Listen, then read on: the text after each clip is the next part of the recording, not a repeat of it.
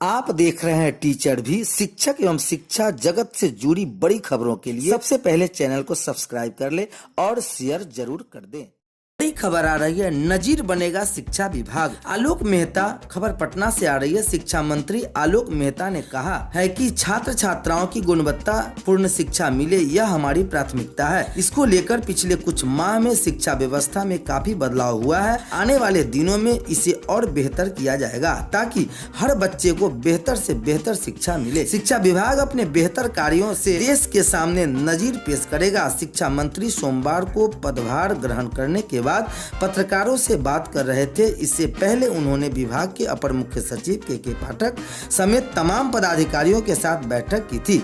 श्री पाठक ने मंत्री को गुलदस्ता देकर उनका स्वागत किया। दूसरे चरण में नियुक्ति के लिए ली गई परीक्षा का पूरक परिणाम नहीं होगा जारी। पटना राज्य दूसरे चरण की शिक्षक नियुक्ति के लिए ली गई परीक्षा का पूरक रिजल्ट जारी नहीं होगा। इसको लेकर शिक्षा विभाग के निदेशक कन्हैया प्रसाद श्रीवास्तव ने आयोग को पत्र लिखा है।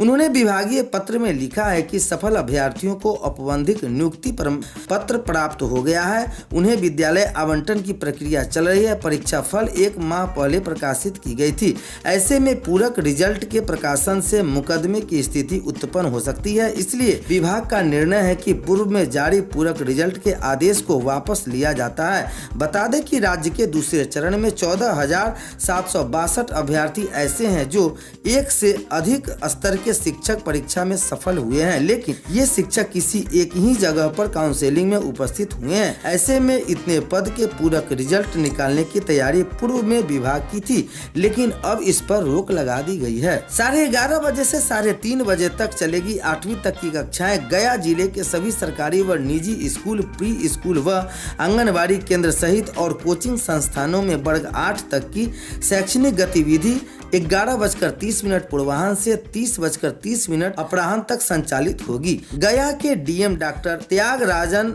एसएम ने इस बाबत निर्देश जारी किया है। यह आदेश 22 जनवरी से 24 जनवरी तक प्रभावी रहेगा, जबकि कक्षा 9वीं से ऊपर की कक्षाओं के शैक्षणिक गतिविधि विभागीय आदेश के अनुरूप पर्याप्त सावधानी के साथ जारी रहेगी। सीटेट में दूसरे के बदले परीक्षा दे रहे 3 फर्जी परीक्षार्थी धराए। सीबीएसई नई दिल्ली की ओर से 21 जनवरी को आयोजित सीटेट में दूसरे के बदले परीक्षा दे रहे 3 फर्जी परीक्षार्थियों को पुलिस ने पकड़ लिया है। तीनों परीक्षार्थी अलग अलग सेंटर पर पकड़े गए हैं। एसएसपी आशीष भारती ने बताया कि सीटेट की परीक्षा को कदाचार मुक्त व शांतिपूर्वक उत्पन्न कराने के लिए सभी परीक्षा केंद्रों पर दंडाधिकारी के साथ पुलिस बलों की प्रतिनियुक्ति की गई थी। परीक्षा के दौरान अलग अलग केंद्रों से कुछ परीक्षार्थियों की हरकत की संदिग्ध बताया गया है।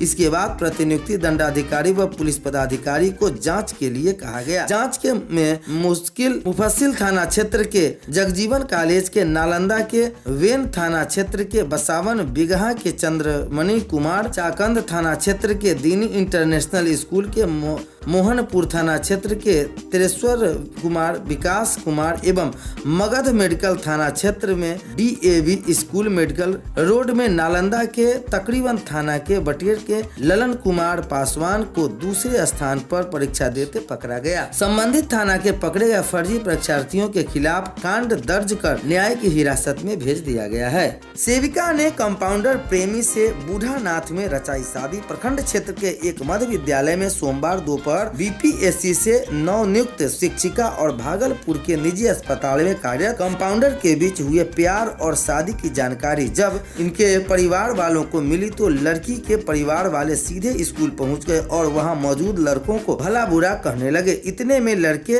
के परिवार के लोग भी स्कूल पहुंच गए। इसके बाद दोनों परिवार के बीच हाई वोल्टेज ड्रामा शुरू हो गया। मामला बिगड़ता देख अन्य मौजूद स्कूली शिक्षक और स्थानीय लोगों ने घटना की जानकारी 112 नंबर डायल की पुलिस को दी। शिक्षिका ने बताया कि उसने पहले अपनी मर्जी से लड़के से शादी की है। वहां मधुसूदनपुर पुलिस ने भी शिक्षिका और युवक की शादी का प्रमाण पत्र, जहां दोनों ने बूढ़ानाथ मंदिर में शादी बर्बादी करने का साक्ष्य दिया। पुलिस ने नवविवाहित जुगल को PR ब्रांड भरकर मुक्त कर दिया है। शिक्षक नियुक्ति का पूरक रिजल्ट नहीं आएगा, पटना से खबर आ रही है। बिहार लोक सेवा आयोग की ओर से दूसरे चरण के शिक्षक नियुक्ति के लिए ली गई परीक्षा का पूरक रिजल्ट जारी नहीं होगा। इसको लेकर शिक्षा विभाग ने आयोग को पत्र लिखा। विभाग ने पत्र लिखा, इस सफल अभ्यर्थियों को औपबंधिक नियुक्ति पत्र प्राप्त हो गया। स्कूल आवंटन की प्रक्रिया चल रही है। परीक्षा फल 1 माह पहले प्रकाशित हुआ है। ऐसे में पूरक रिजल्ट के प्रकाशन से मुकदमे की स्थिति उत्पन्न हो सकती है। इसलिए विभाग का निर्णय है कि पूर्व में जारी पूरक रिजल्ट के आदेश को वापस लिया जाए और दूसरे चरण के 14,762 अभ्यर्थी ऐसे हैं जो 1 से अधिक स्तर के शिक्षक परीक्षा सफल हुए हैं। ये सभी शिक्षक एक ही जगह पर काउंसलिंग के उपस्थित हों। इसे इतर पद पर पूरक रिजल्ट निकालने की तैयारी पूर्व में विभाग की थी। पटना के स्कूल में खोलने का शिक्षा विभाग का DEO का आदेश। पटना से खबर आ रही है। शिक्षा विभाग ने पटना के जिला शिक्षा पदाधिकारियों को निर्देश दिया है कि जिले के सभी स्कूल खोलें। यह निर्देश सोमवार को माध्यमिक एवं शिक्षा निदेशक कन्हैया प्रसाद श्रीवास्तव के हस्ताक्षर से पटना के जिला शिक्षा पदाधिकारी को दिए गए हैं। इसमें कहा गया है कि पटना के जिलाधिकारी द्वारा 23 जनवरी को स्कूल बंद कर निर्देश दिया गया था। इसमें शिक्षा विभाग के अपर मुख्य सचिव के हस्ताक्षर से जारी उस पत्र को उल्लेख में किया गया है, जिसमें कहा गया है कि किसी भी विद्यालय को बंद करने के पूर्व विभागीय अनुमति लेने की आवश्यकता है, जो जिलाधिकारी द्वारा नहीं किया गया। इसके मद्देनजर जिला शिक्षा पदाधिकारी को निर्देश दिया जाता है कि जिले के सभी विद्यालय को खोलने कर कार्रवाई सुनिश्चित करें। इसकी प्रति जिले के सभी सरकारी स्कूलों के प्रधानाचार्यों, प्रभारी प्रधानाध्यापकों, प्रधान शिक्षकों, प्रखंड शिक्षा पदाधिकारी एवं विद्यालय अपर निरीक्षकों को दी गई है।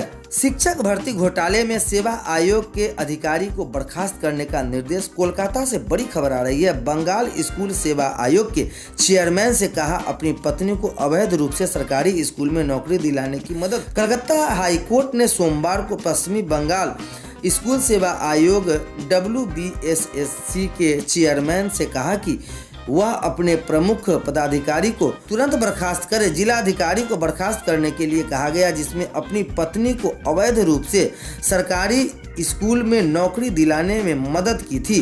जस्टिस विश्वजीत बसु की पीठ ने न केवल WBSSC की अपने क्षेत्रीय अध्यक्ष पश्चिमी क्षेत्र शेख सिराजुद्दीन को बर्खास्त करने का निर्देश दिया, बल्कि राज्य प्रशासन को उन्होंने हिरासत में लेने के बाद खिलाफ तत्काल कार्रवाई शुरू करने को भी जानकारी दी। नियमानुसार सिराजुद्दीन की पत्नी जैस्मीन खातून 2011 में शिक्षक के रूप में भर्ती के लिए लिखित परीक्षा में शामिल हुई थी, जिसके लिए पैनल 2016 में समाप्त हो गया था। हालांकि उसमें 2019 में नियुक्ति मिली। यह आरोप लगाया गया था कि उसने पत्नी की नियुक्ति महत्वपूर्ण भूमिका निभाई। इसकी वह नौकरी गैर कानूनी तरीके से है। हाल ही में कोलकाता हाई कोर्ट के जज देवांशु वासक और सब्बर रशीदी से विशेष खंडपीठ ने भी देखा कि पैनल में सूचीबद्ध उम्मीदवारों को दी गई सरकारी स्कूलों में नियुक्तियां मान्य नहीं होगी।